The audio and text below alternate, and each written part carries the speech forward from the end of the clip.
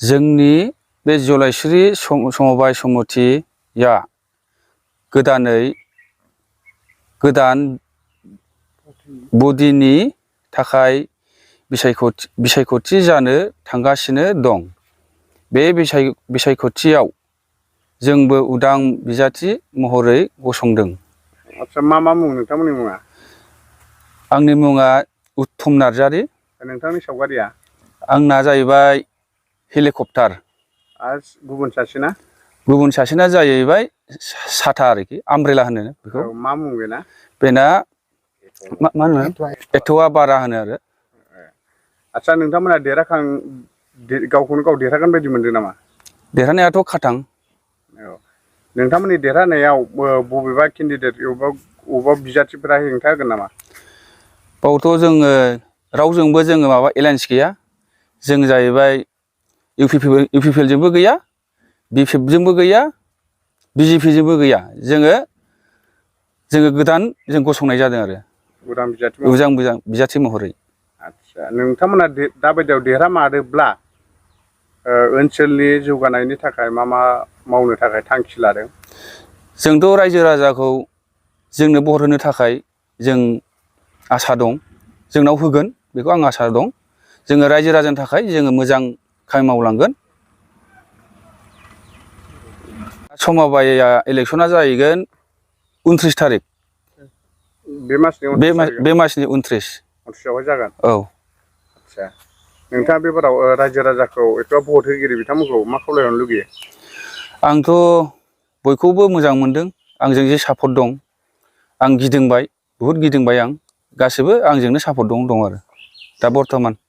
भट होगिरि बिथांमोनखौ मा खावलायहरनो सानो नामा? भट होगिरि बिथांमोनखौथ' आङो रायजो राजाफ्रा आंखौ माबानानै नायनानै होलांदो निर्दलीय हिसाबै। देरहाखाङोबा आङो गासिबो जाम्बा जाम्बि जेखुनु हक। उत्तम नार्जारि, তাক আমি নির্দলীয় হিসাবে